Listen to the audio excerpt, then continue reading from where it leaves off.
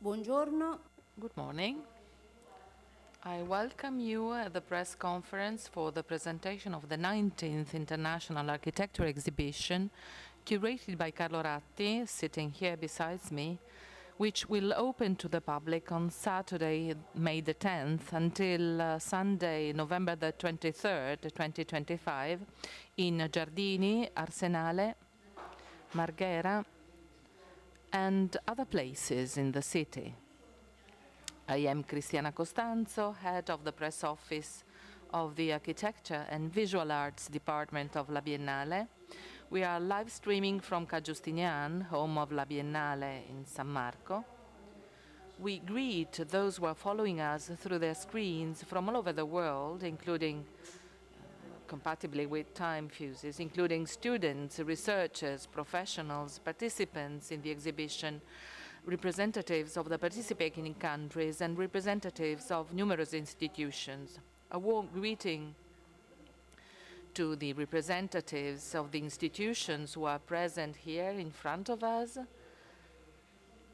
and a warm greeting to the representatives of the entire press, those I see here in the room and those who are also connected online.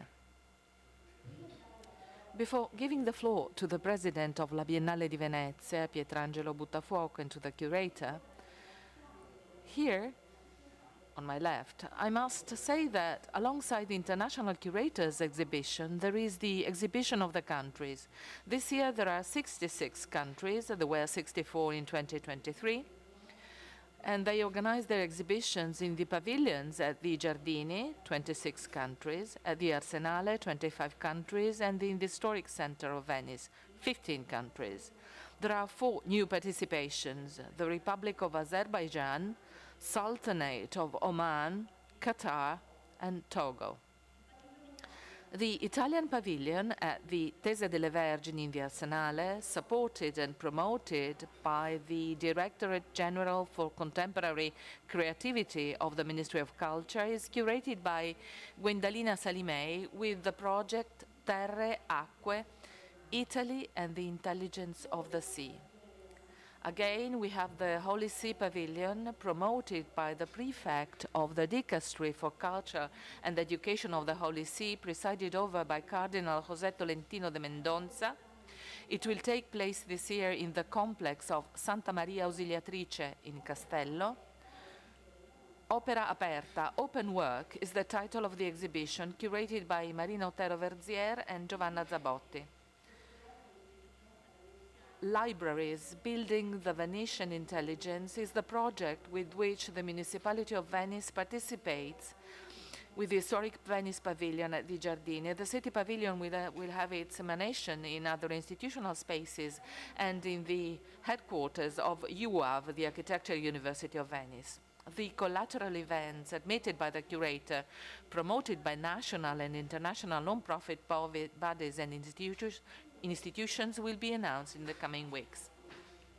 2 special projects carried out by La Biennale di Venezia. Margherissima is the project inside the Austrian powder deposit in Forte Marghera in Mestre. It focuses on the area of the same name and in the polluted territory located near the Ponte delle Libertà, conceived by Nigel Coates, Michael Cavan, Guan Lee, and John Malbury and Jan Bunge, all participants in competition in the international exhibition. The Pavilion of Applied Arts, presented for the 9th consecutive year by La Biennale di Venezia and the Victoria and Albert Museum, London, is entitled On Storage.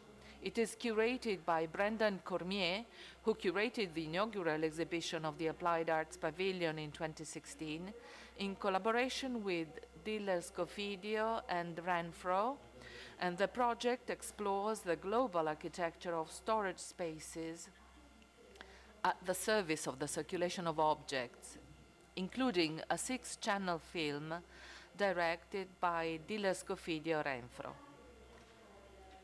It is important, the project for the Biennale College Architettura. 8 projects have been selected. They come from the the Syrian Arab Republic, Malaysia, Spain, England, Italy, Canada, Portugal, Germany, Finland.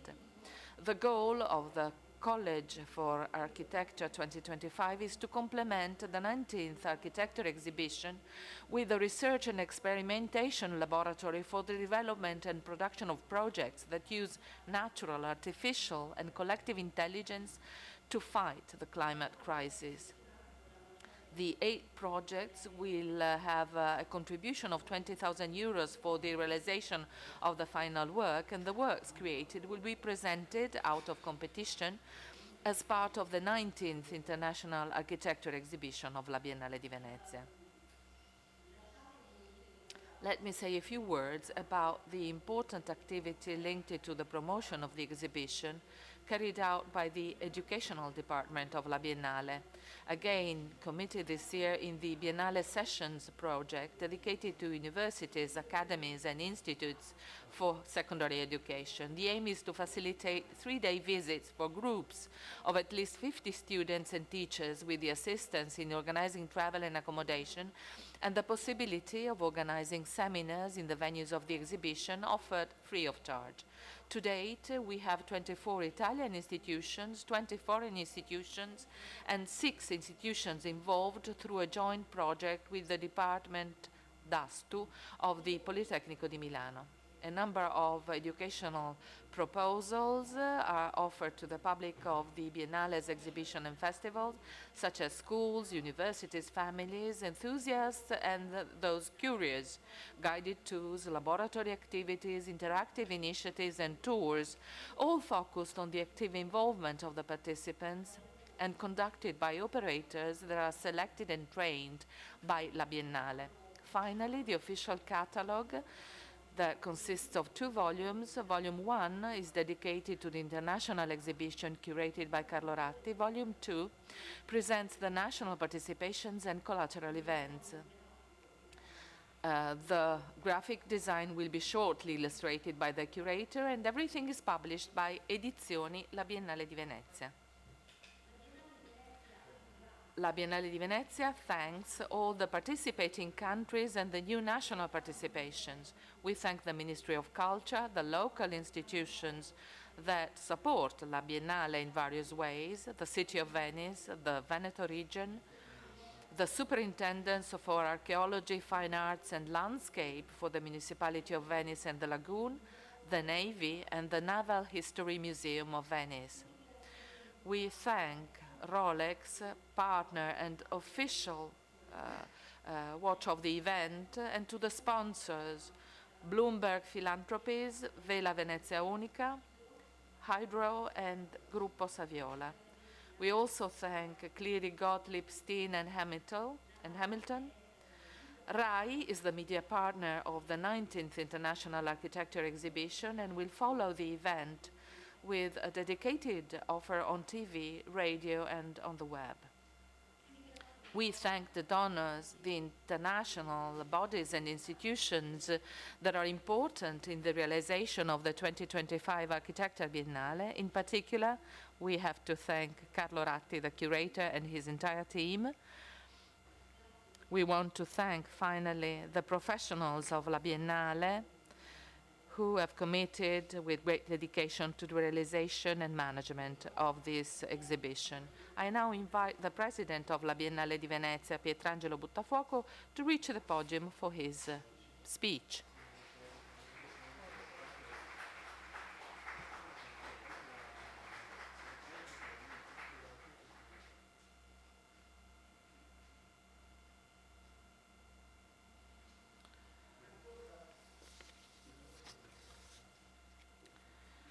One thing is the earth, a different concept is the world.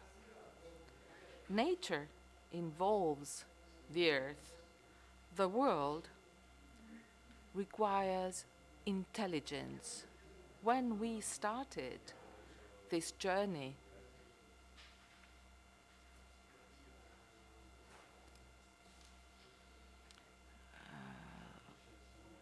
into this direction with Carlo Ratti, whose specificity is being an architect, an engineer, but also a person with a deep knowledge of an urgent theme as the awareness of this compulsory relation between the earth and the world. When we started, we discussed what really is the very reason for La Biennale di Venezia, to be not only the interpreter but also a mirror into which Earth, becoming the whole world through its different disciplines, can find a clear reference for all of us.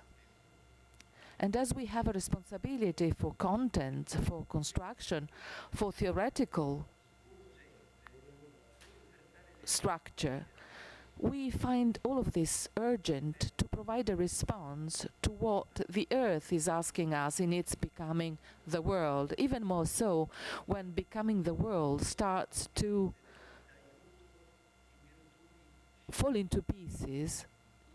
It might be useful as science, as genius, and as ingenuity.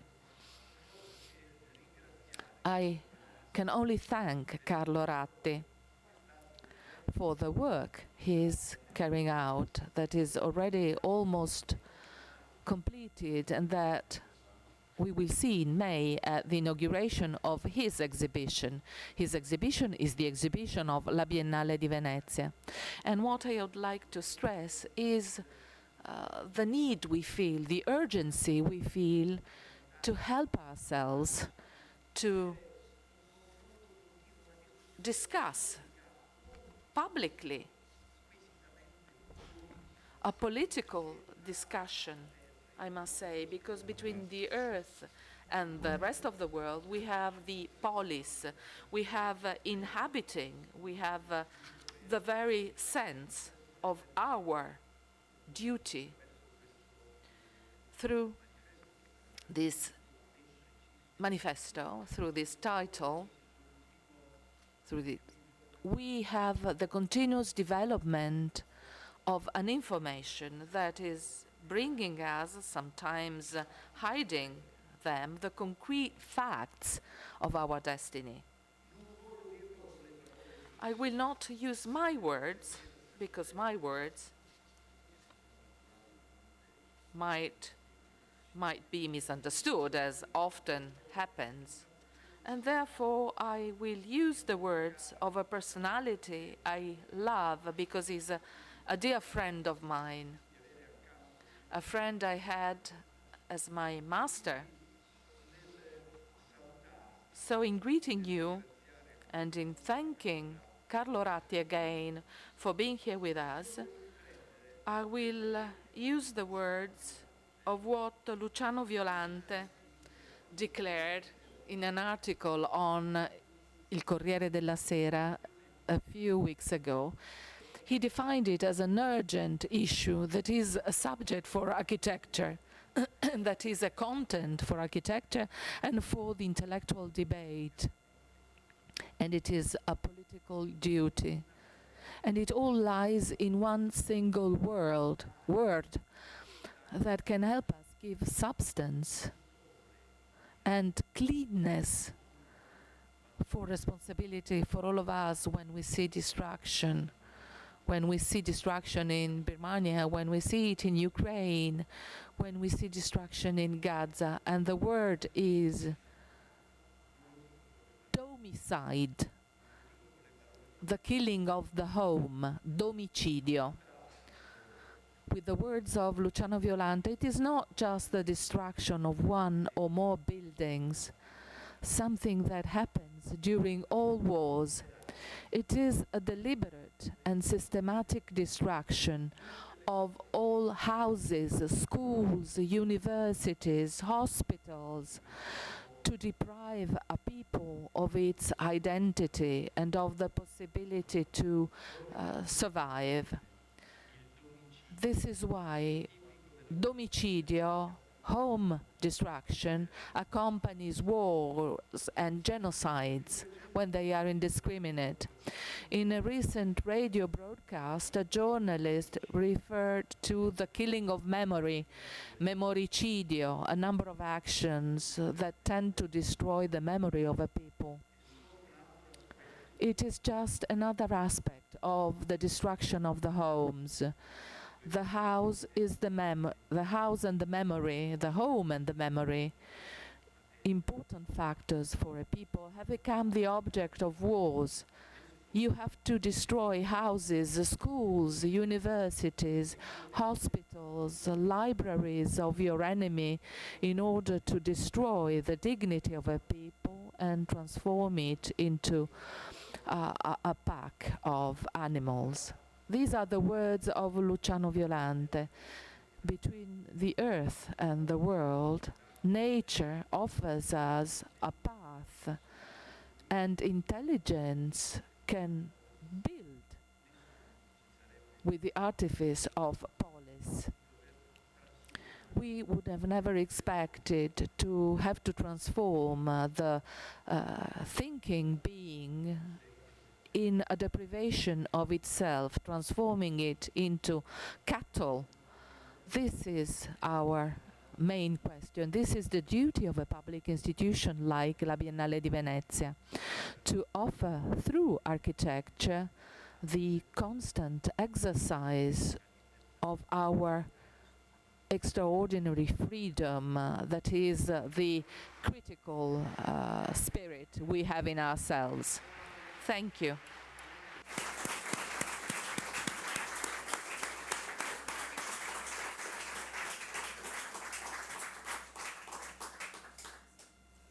Grazie, Presidente. Thank you, President. Now it is the moment for Carlo Ratti, an architect, an engineer, researcher. Carlo Ratti is the director of the Sensible City Lab of the MIT of Boston and a founding partner of the Carlo Ratti Associate Studio. So I'll pass on English. I know there's a lot of people connected globally, so I'll switch to English for the presentation. But thank you, Cristiana. Thank you, Pietrangelo, for also the beautiful words by Luciano Violante. Do we have the slides? Yes. Thank you. All right, so I'm going to give you a quick overview about the Biennale this year. It's actually the catalog. I'll tell you a bit more in a moment. But if you look at architecture, you know, architecture starts usually when climate is against us. Think about the Abbé Lauger in France in the 18th century, the idea that this is a book that each of us has looked at, studied during our studies in architecture, and the idea of a primitive hut, how we basically start to take nature and adapt nature in order to protect us from the environment. And if you look at a beautiful city where we are today, if you look at Venice, Venice epitomizes this. This was not initially a place meant for humans, but through human ingenuity, it turned out to be one of the marvels of the world. You know, through, you could say, natural, artificial, and collective intelligence, the Venice lagoon was transformed into what it is today. There's a natural intelligence of the lagoon, cleaning the water with regular cycles. There's, sorry, this is bothering me a little bit, the translation into Italian. Okay, just move it. There's the artificial intelligence, basically starting from the world of the artificial, the world of bricks, of cities, of buildings, again to turn this crust into something inhabitable. And the collective intelligence of how generations upon generations have learned from each other. Well, so if architecture starts when the environment is against us and we need to adapt it to something where we can live, then when we look at this, from the past few weeks, that's Los Angeles. When we look at this, from the past few months, this is Valencia. When we look at this, from the past few years, that's Sicily with the drought, then we need to find a way to cope with this, and architecture needs to be at the center of this. We can look at this like images, but we can look at this through science. There's going to be a lot of science in this year Biennale. What science shows is, for instance, this. If you look at just the temperatures, up to the 1970, 75, quite constant, but how they've been growing. And last year, something that terrified all of my colleagues at Politecnico di Milano and MIT by looking at those numbers. than nobody predicted. Well, you know, some people last year were saying, well, this is probably because of El Nino. And look at what happened just, this is data from just a few days ago. Usually in the past, you know, El Nino and La Nina means higher or lower temperature. It's a way to dissipate heat on the planet. When you got El Nino, you dissipate less and you got higher temperatures. When you got La Nina, usually dissipate more and you got lower temperatures. But if you look at the past 70 years, what happened after the red, El Nino, usually you go down. January, for the first time, actually, we've gone up. We're getting close to, well, we're getting close to 1.75 degrees versus pre-industrial levels. Now, just to give you a reference, when it's 2 degrees, in the long term, there's 3 meters more of water, and Venice doesn't exist anymore, even with the Mosa. So that is the thing. Now, architecture has been engaging with climate for a long time. Richard Rogers is an amazing architect, won the Golden Lion back in 2006. You know, we collaborated on a few things with him and Ricky Burdett. Well, he wrote this beautiful book that was 30 years ago. But at the time, he was looking at architecture as a way to mitigate, to reduce emissions. You know, that means we actually go build in a better way in order to reduce consumption and be more sustainable. But the truth is, architecture is not alone to reduce emissions. It depends, reduce emissions depends also on industry, on transport, on energy production, and so on. But now we believe is the time to go from mitigation to adaptation. And there, architecture in a broader sense, architecture, engineering, and so on, is our only hope. Architecture needs to be at the center, even with the help of many other disciplines. So that is what we will try to do this year at the Biennale. See how architecture can go from mitigation to adaptation and really be at the center of what we can do on the planet, again, starting from Venice. I just want to share with you a few curatorial highlights. I'm sorry, it is a bit small because I just pasted from the document you have, but you know, if you want, you know, you can see it in the document. I don't know if people in the back are able to read it, but I'll just go through the different points. The first one is we would like the Biennale to be like a dynamic lab. And the Biennale this year will have an unprecedented number of participants, over 750, and we got architects and engineers, mathematicians and climate scientists, philosophers and artists, chefs and coders, writers and wood carvers, farmers and fashion designers, and many more. So we believe that adaptation demands inclusivity and collaboration, and that's what we want to experiment with. The second thing is something we tried over the summer, and I need to tell you this was both thrilling and daunting. So we had an open call. Usually Biennale, all Biennales are rather top-down. Somebody's making a selection of people to invite. But in this case, we also wanted to have an open call. It was daunting because we got flooded. I think the poor team and us, you know, we had thousands and thousands of emails to look at, reply to, and so on. But at the same time, I think it was thrilling. We were able to find voices in parts of the planet. No, people we would never have discovered without this kind of open call. Great idea for somebody just out of university who will have an opportunity to come to Venice in May. That connects also with the fact that there's different dimensions to diversity, and we try to explore with all of them. And in this case, you will see beautiful teams with Nobel Prize winners, quite a few working with, or Pritzker winners, or Biennale, former Biennale Venice Biennale curators, working alongside people just out of university, young researchers or designers. So we thought it was important to include all these different perspectives. In doing this, we also tried to look at a different approach to authorship. You know, authorship in architecture is something where you usually have the architect, and then of course you got the consultants. But can we go beyond that? And perhaps learn from science. When you do a scientific paper, everybody's credited as a co-author. And sometimes, like in some of the scientific journals, such as Nature and so on, you say exactly how everybody contributed. So we try to do that, and you will see it in the catalog. And finally, a final point. At a time of adaptation, then we think that also the Biennale, the Venice Biennale, the oldest Biennale on the planet, should be more like a part of a web, part of a network. Again, to work together with other institutions. So and you will see it, we've created different links. There's a few of them here, you know, with the UN Climate Conference in Belém. We'll have a beautiful project from them coming here, being at the Biennale, and also a project from here. Go there and stay in Brazil forever afterwards. but also with C40, the Association of 100 Largest Cities Fighting Climate Change, the Davos Bioculture Alliance, the Soft Power Club, and many others.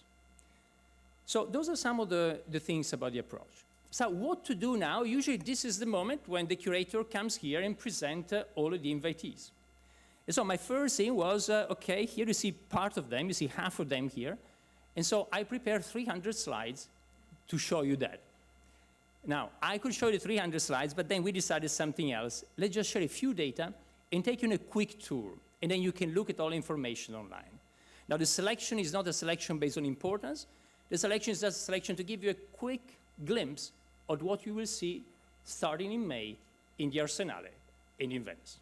Just key data, as I said, for the first time, the largest Biennale, 750 plus participants, over 280 projects. Over 500 participants are in interdisciplinary teams. Over 350 are in multi-generational teams. Over 250 are in women-led teams. And over 375 are transnational. Not people only from one country, but actually different countries working together.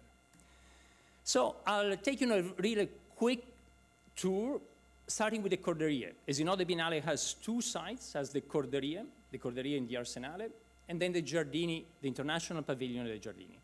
Let's start with the Corderie. As you enter in the Corderie, you will see a beautiful exhibition design that has been done by SAB in Berlin, directed by Nicola Bindestar, and also with the graphic design of Benziger, Haag, Kasper, and Florio. They've also done the catalog. I just showed you before. I'll tell you more about that in a moment. And I think the way they've been thinking about the exhibition in the Corderie is almost like a living organism. You see it also in the catalog is this kind of fractal, digital, physical blend that almost like a living organism will occupy with the project all of the Arsenale, and in particular, you see here, without the project, you see their system they've been developing with us and with the Biennale team. And then let's start with the project. The first project is actually an example of the interdisciplinarity we were talking about before. We got two leading climate scholars, Sonja Serevinatne from ETH in Zurich with her colleague David Bersch, and they've been collaborating with both Transolar, great German engineers, some of the top engineers dealing with climate engineering, and also with Michelangelo Pistoletto in Fondazione Città dell'Arte. And finally, also with Daniel Barber as an environmental historian. And I think the first question is, we said it before, and this is just the starting point. So what is the climate going to be? That's the starting point for everything we need to do in architecture in 10, 50, or 100 years. And so what it will do, we'll actually look at, in a scientific way, what the climate of Venice will be in 100 years. And actually, you'll be through the first entrance, going through this, and experience that. This is not to scare anybody. It's seen kind of with optimism, like Michelangelo Pistoletto usually does with his idea of the third paradise. How actually this is how nature will be, and let's see how we can respond to it through architecture. And then the second thing, the other key parameter is actually population. Now, I still meet people who tell me, we need to build cities for bigger and bigger population. But the reality is that that's not the case. In most of the planet, population is falling faster than people expected just a few years ago, both fertility rates and population. And so what we'll do here, sorry, I didn't mention the people. Here is an incredible collaboration, transdisciplinary collaboration as well. Here there's Jeffrey West, a great physicist from the Santa Fe Institute, one of the top people studying complex science. Roberto Colter, probably the world leader in studying bacteria and communities. We can learn a lot from bacteria.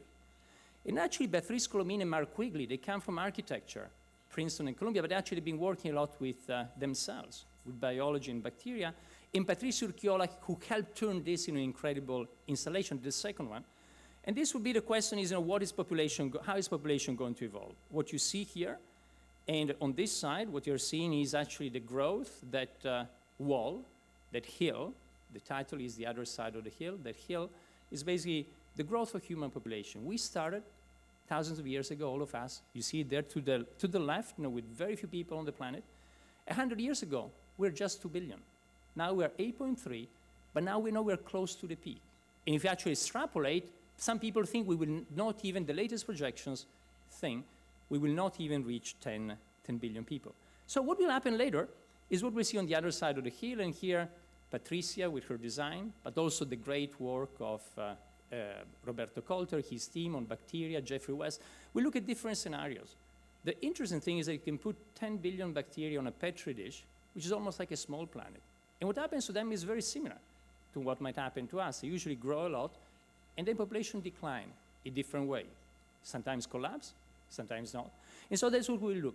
Those two are the starting point for how we need to, the context of architecture is about the climate, is about the population. There are two key parameters.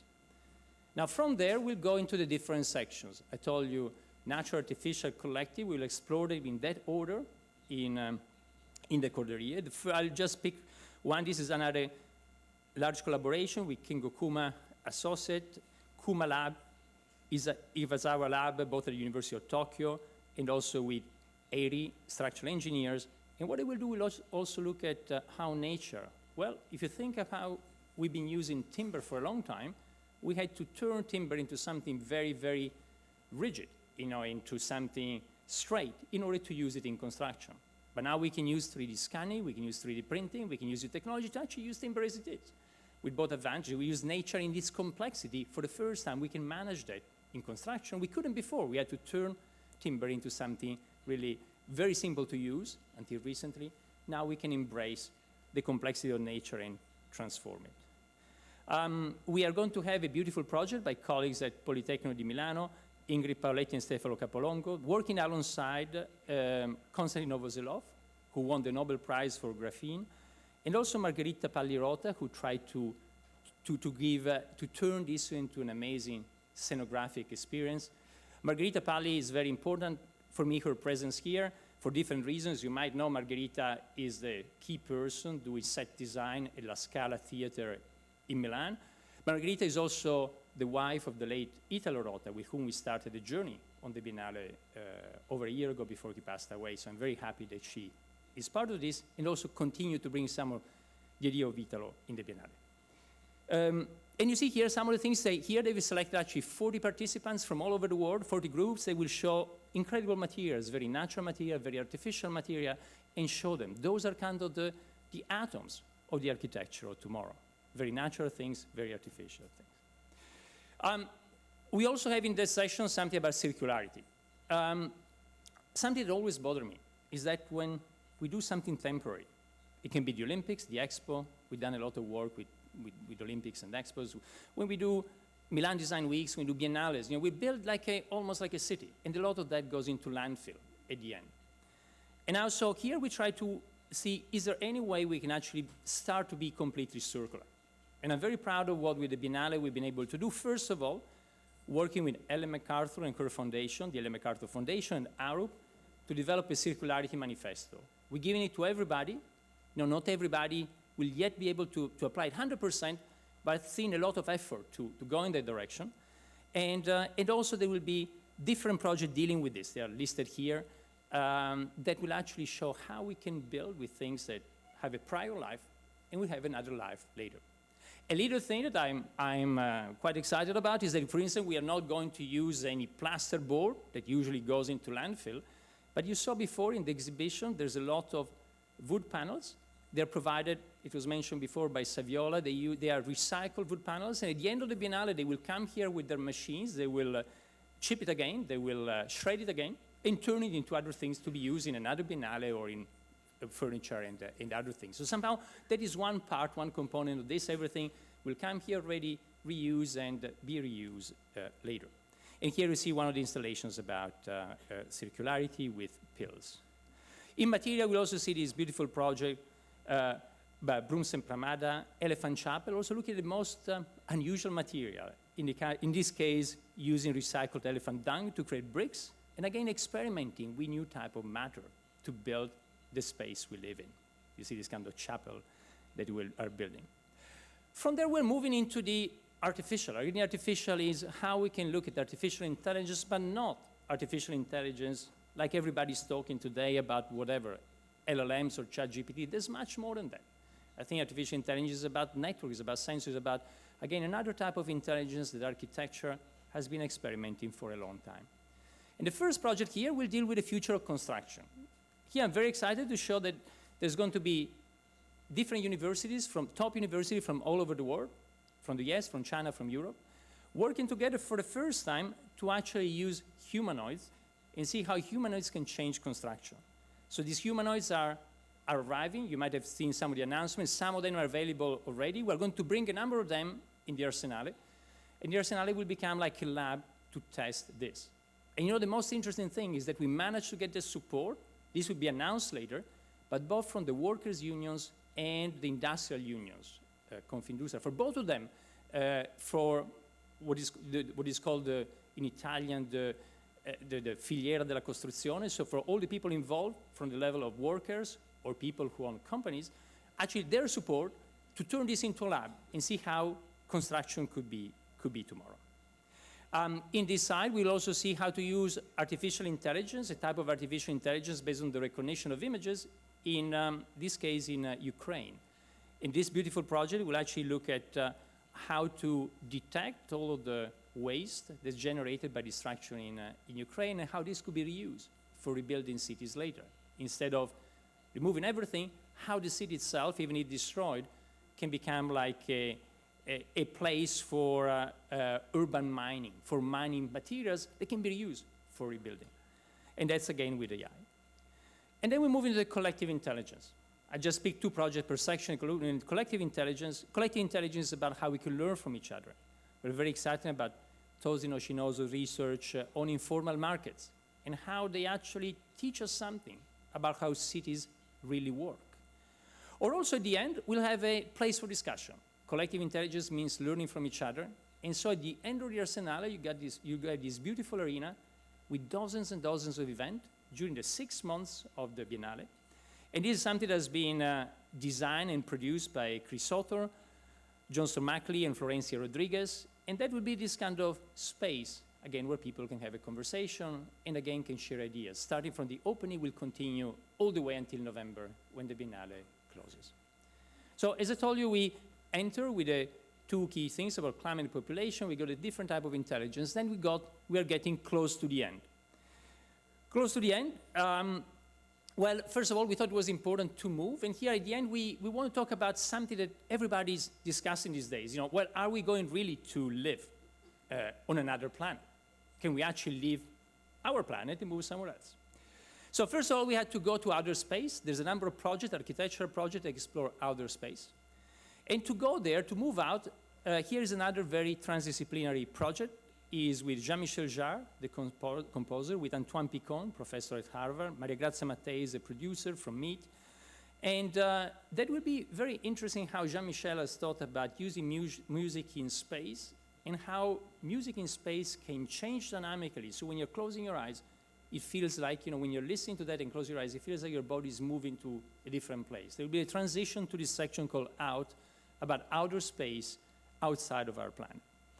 This is from Jean-Michel. And there we got a number of projects. We got projects I will not unveil today involving ESA, the European Space Agency, working with top designers. We got projects dealing with NASA, Nobel Prize winner also from NASA, working with others. We got projects that look more at architectural scale. In this case, looking at how buildings can learn from spacesuits. In actually building can better tolerate extreme temperature in different parts of the world.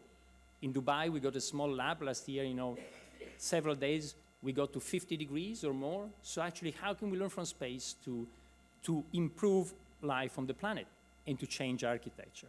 And that's really the real thing. The key message there is probably that the very important thing about experimenting with space, with outer space, and designing outer space is how we can learn more something that we can bring back to our planet.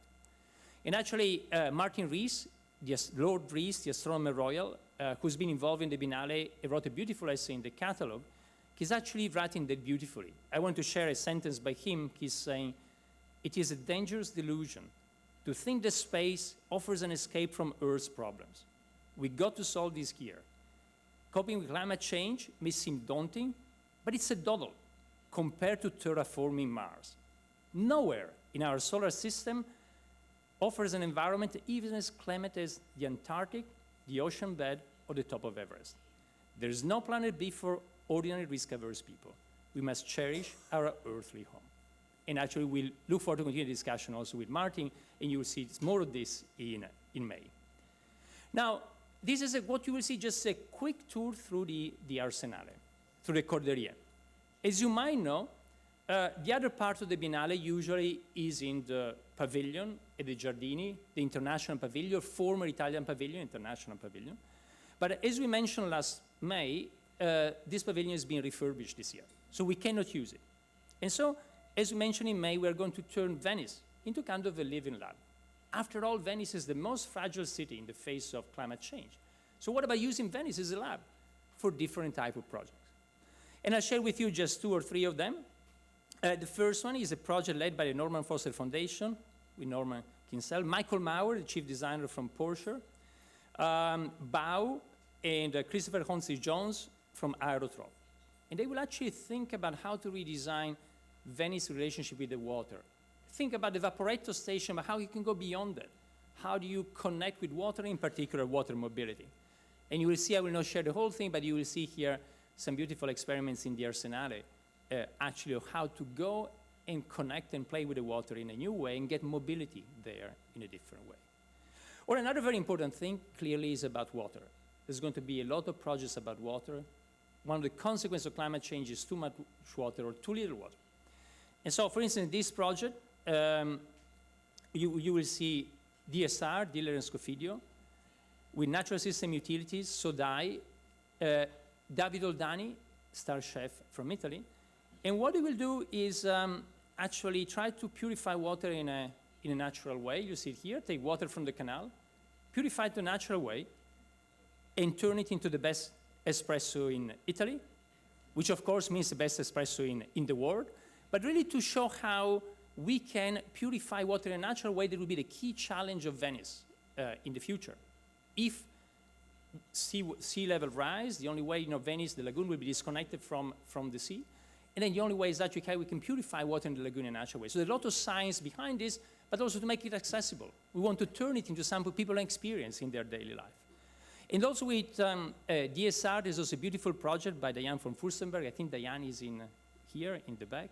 And she will explore how Venice can turn its femininity into resilience. But more about that as we open in May. We got many other projects outside, again, turning Venice into something else. We got projects that learn from vernacular architecture. This project, coordinated by Rashid and Ahmed bin Shabib, is actually looking at tradition of the Magils, another way to come together, not Italian cafe, but that blending with a very specific tradition in the Middle East that from the beginning was actually shaped by climate and extreme climate. Or another project, which as I mentioned is part of our collaboration with COP30 in Belém. As I mentioned, it will be a project from COP30, it will be here in the Biennale, which is the one I'll show you in a moment, which is looking at a very important problem, the Amazon. We know that the Amazon is crucial for the planet. And the Amazon today has a lot of buildings. Also in the past, had a lot of cities of buildings. A beautiful paper in Nature from a few years ago that shows actually this kind of network of cities in the Amazon that were there already thousands of years ago. But how can we build it in a more sustainable way in the Amazon? So how could cities, not only Manaus, but many of the other cities, become more sustainable and have a better interaction with the forest? That's what they will show us and bring here to Venice. Now, that brings me towards the end. We got the catalog. The catalog, you will discover it in May, but I want to highlight some of the essays in the catalog. Some of the people in the catalog also are invited participants to the exhibition because they contribute to the exhibition. We got many people such as John Schellenhuber, the founding director of the Potsdam Institute on Climate, Yasmina Saheb from Sciences Po, Antoine Picon, he's also with Jean-Michel Jarre, as you heard before, professor at Harvard University, Holly Jean Bach from the University of Buffalo, Mario Carpo from the Bartlett at UCL in London, Orit Halpern from TU Dresden, Tim Berners-Lee, the inventor of the web, a colleague at MIT, Julia Watson and Lila Johnston from Columbia University, Dejan Sujic, a former director of the Venice Biennale back in 2002, I believe, or 2000, and then director of the Design Museum, now curator.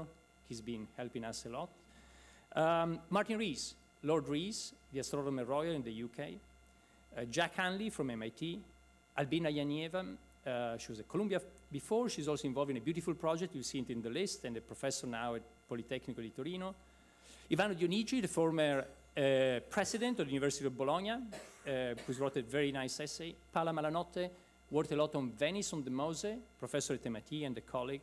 Or Ed Glazer is the head of, the chairman of economics at Harvard, who's been focusing his research on cities. And then also in the catalog, you will find something like a new format we experimented with, and you know, a lot of people are very excited about it, but we'd love to hear your feedback. And that's, you know, well, I think that LLMs, ChatGPT, are not really smart things. They're like, in French, you would say, Dieu savant. It's something that knows everything about everybody, you know, but just can only regurgitate it in different way, in very creative, don't get me wrong, in very practical way, can change a lot of things, but you know, it's more about regurgitating the past. And one of the beautiful things about regurgitating the past, you can actually say, well, can you have a conversation with somebody from the past? And so here we've been having great conversation, impossible conversation, a format that actually Umberto Eco pioneered. I think Pietrangelo mentioned Umberto Eco at the presentation back in May, who was a dear friend and collaborator. And the idea that basically we can take that format, but render the voices from the past through ChatGPT. And so we got this conversation. We'd love to hear your feedback. You'll see them in May. But basically, Giorgio Scalise has been talking with Malthus. Again, the issue. Malthus was concerned about booming population. What happens now the population actually is most likely going to decline? Stefano Berri has been having a great conversation with Howard, the guy who, Howard, as you know, developed the concept of garden cities of tomorrow. And there's a beautiful conversation when, you know, one tells the other, well, Stefano starts by saying, Howard, always admire your work. And Howard, through ChatGPT, responds, sure, but, you know, believe me, trees need to grow horizontally and not vertically. So that's the beginning of the conversation. Anyway, it's very interesting. And then, of course, Stefano responds in a very clever way that continues for a while. Daniela Russi is the head of AI at MIT, and she talked to Asimov. Asimov, as you might know, had the 3 laws of robotics, how robots should behave in order not to harm humans. It turns out that you cannot do that when you use AI. You cannot give laws to AI. You can program AI, but you cannot give those. It's very difficult to put those laws into AI. And so Daniela and Asimov are talking about that, about how can you actually have robots that behave following certain rules. I've been having a conversation with Chris Alexander. The reason I've been always fascinated by Chris Alexander, his idea of participatory architecture, pattern language. I wrote a book called Open Source Architecture that was heavily inspired by Chris Alexander, so we had this conversation. You'll find that as well. Andrea Rinaldo, I think Andrea is probably here in the room as well. He was texting me before or downstairs. Andrea, as you might know, is a professor from Lausanne, and he's also the president, the chairman of the Istituto Veneto.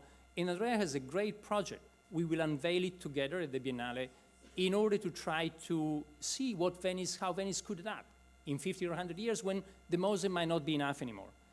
And it's beautiful conversation. Ruskin had the idea that you shouldn't try to fix decaying buildings. The buildings should age and decay like living things.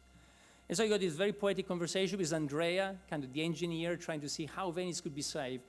And Ruskin saying, well, you should let it decay. It's like poetry in motion. Venice should actually go.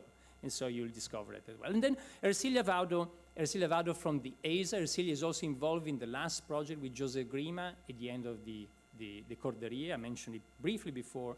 And she's talking with Gerald O'Neill again about the future of space explorations. Now, we are at the end. I just shared with you a couple of dozen. There are over 700 additional participants, even more exciting than the ones we just saw, so you can discover them on the list. And I want to thank, first of all, the amazing Biennale team, our team, curatorial team, and the team at the Venice Biennale.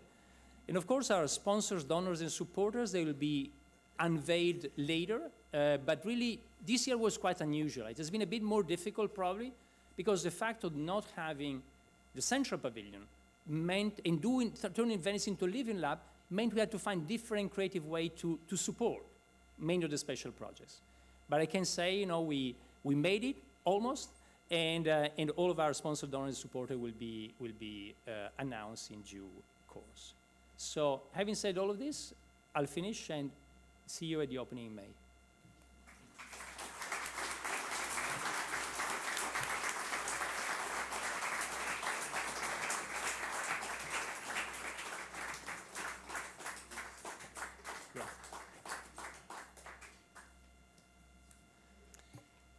Se la stampa ha delle domande, If the press has questions, this is the moment to ask them questions for the curator.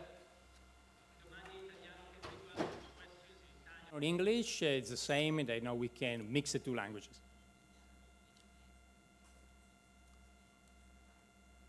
Both people in the room and also people connected remotely.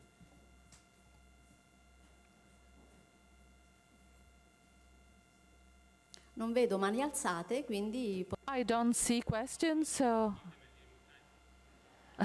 possiamo chiudere. We can close, was saying Cristiana. Yes, I see a hand in the back. Cristiana, abbiamo dei Sì, sì. microfoni? E un microfono in fondo all'ambasciatore. A mic for Ambassador Vattani.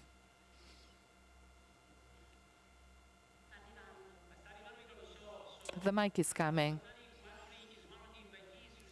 In the list, he's going to do a very interesting project. He's part of a very interesting project on Rome that will be part of the project Scatter across Venice. So, please.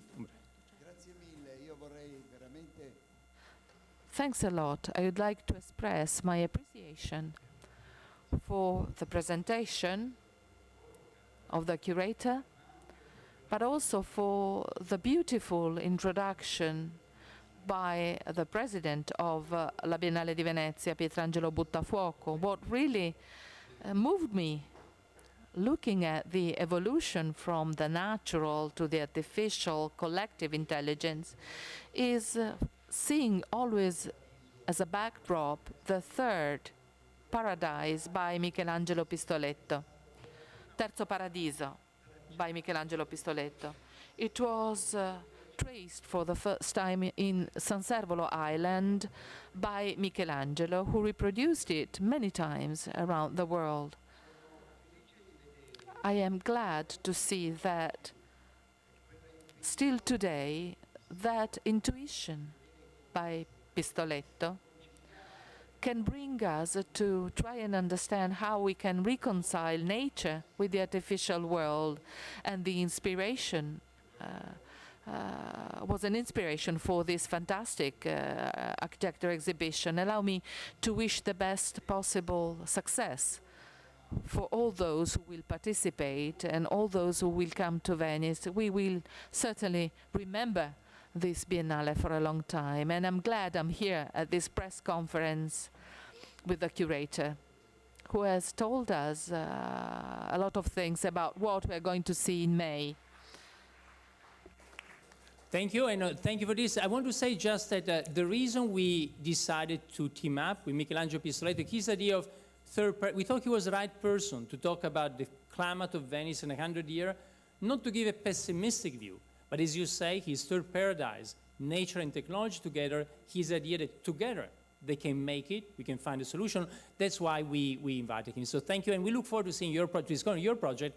Well, I know more, but everybody's looking forward to that in May. I see another hand. See, Cristiano, another there. You see, now everybody's getting talkative. Cioè, forse la stampa lì. 4 hands. Allora, presentatevi cortesemente. Introduce yourself, please, name and magazine. Manuel Orazzi, Il Foglio. I would like to ask you whether technical tools are also political tools. Can you say that techniques is something political? Thank you, Manuel. Yes, technology and politics is very, very important. Now, I think that I believe that the role of technology is very similar to the role that we have in natural evolution. It's a role of mutation. By the way, this was written, for instance, by the great Samuel Butler in an article called Darwin Amongst the Machines, that basically the world of architecture, of cities, of buildings, of technology follows similar mutation processes as what you have in natural evolution. And then that interferes and then interacts with politics. So that is very important. And I think the solution to that is feedback loops. So what we can do, I think, as architect, is not engage too much into politics. As architect, what we can do is engage a lot in the other side of the equation. And then through that, force responses from politics. I have another little thing I want to mention that's related to your, probably with another angle, that yesterday a journalist asked me, well, you know, if you look at some of the new things happening, for instance, in the United States, you know, how can we deal with the fact that, for instance, the US might pull out of COP and so on? And well, I would say that for adaptation, then that's even more important for architecture, to embrace it. Again, if climate, because of some political decisions, might actually go even more out of control than what we thought, then that makes adaptation even a more urgent issue that we need to bring to the table. So that's the other part of the answer that was more inspired not by your question and the question I got earlier about this. Thank you for asking. Yes? Aspetta, c'è prima una giornalista qui. Sorry. Sentite? Sì. Veronica Tuzzi, Corriere del Veneto. I would like to ask a couple of things. First of all, going back to Pistoletto, his symbol, last time he did it in the garden of Villa Manin. Where will it physically be? What form will it have? Because he changes a lot. He creates it with the earth, with the seeds, as he was one of the pioneers in the Green Revolution. And as regards the international exhibition spread all over Venice, you mentioned some projects on water. You mentioned again something in the Arsenale about water. What will we see in the rest of Venice? Deborah, can I answer? You know, there's always in the room, there's always a lawyer from Biennale, because there's things I cannot say. We have an NDA, I cannot reveal too much. Deborah, can I respond? Progetti in progress, non Yes. sono ancora da... No, okay, I'll tell you La something. mostra è in lavorazione, quindi... No, but It is still a project in work. I'm joking. I'm Esatto. teasing them a little bit. But on the thing, I'll tell you just a few things. I cannot reveal the whole thing. So Michelangelo is thinking about how in this room, as I mentioned, there's two of the top climate scientists looking at the climate, also in terms of water level. And so the way to move through the water will follow a little bit Michelangelo's third paradise symbol. So that's the thing. The second question about, yes, we only showed a couple of projects through Venice. Well, you find some of these projects, both at the Arsenale and the Giardini, but quite a few around the city, and also one that will be unveiled later together with the Ministry of Foreign Affairs that actually will come to Venice later in the year and then will sail elsewhere. Again, I will not tell you more now because there will be different communications, but somehow a lot of, well, not all of Venice, but there will be quite a few, not only in Giardini and Arsenale, but also throughout the city. Thank you. Yes.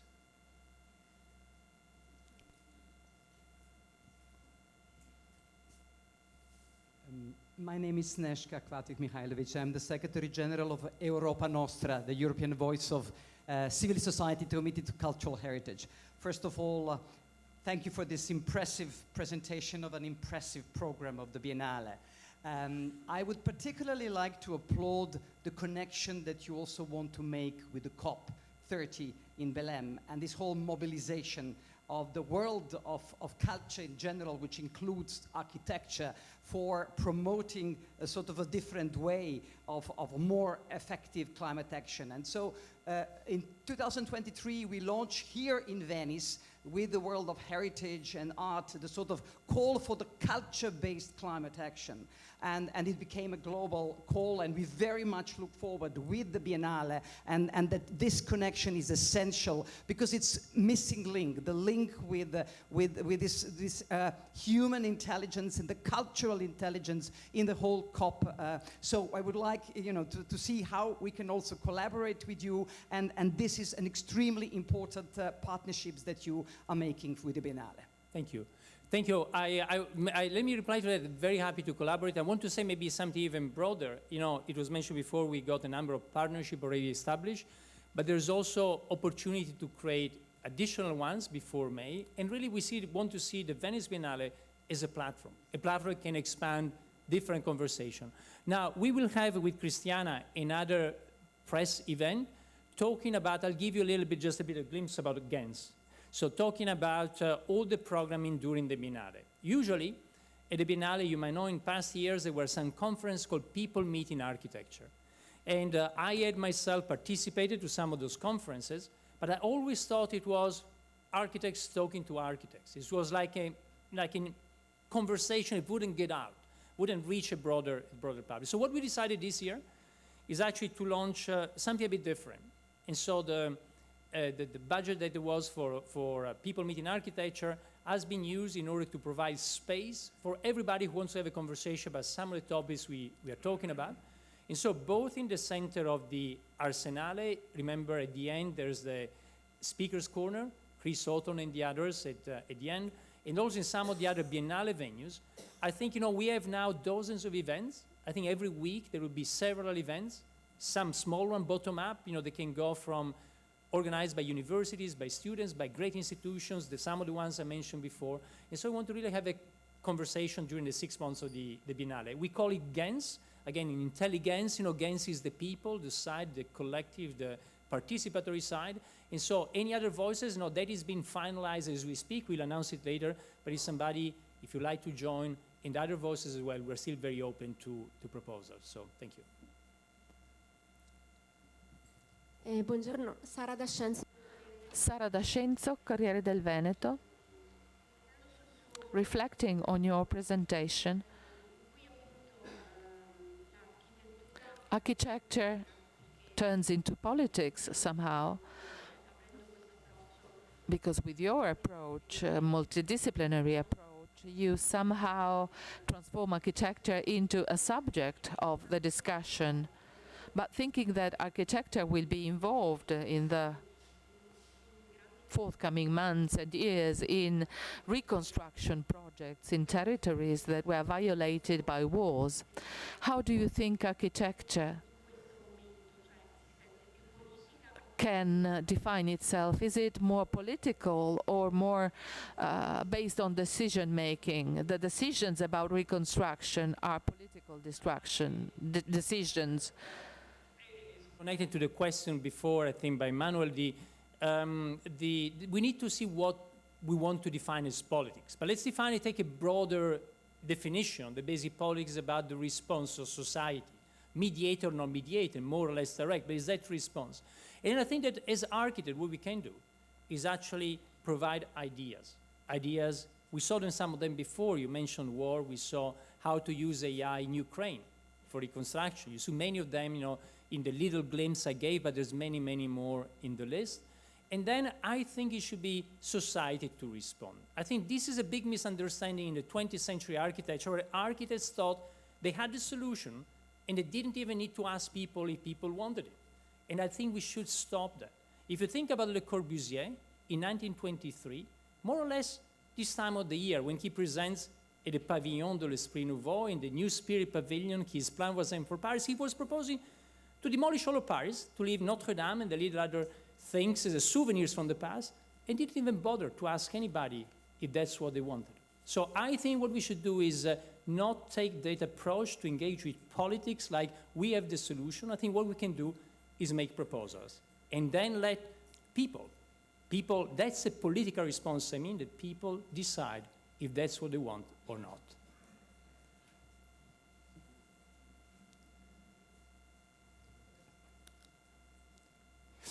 Christiana, is people online can also ask questions or no? No. No. No. Okay.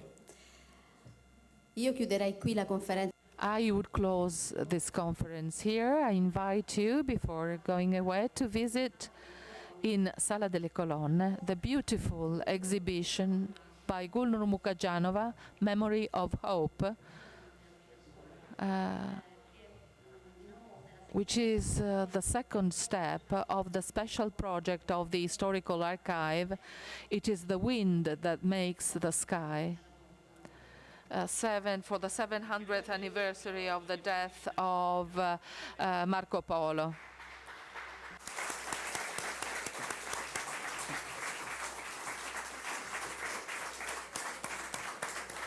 Grazie a tutti di avere partecipato. Thank you all for being here. See you in May.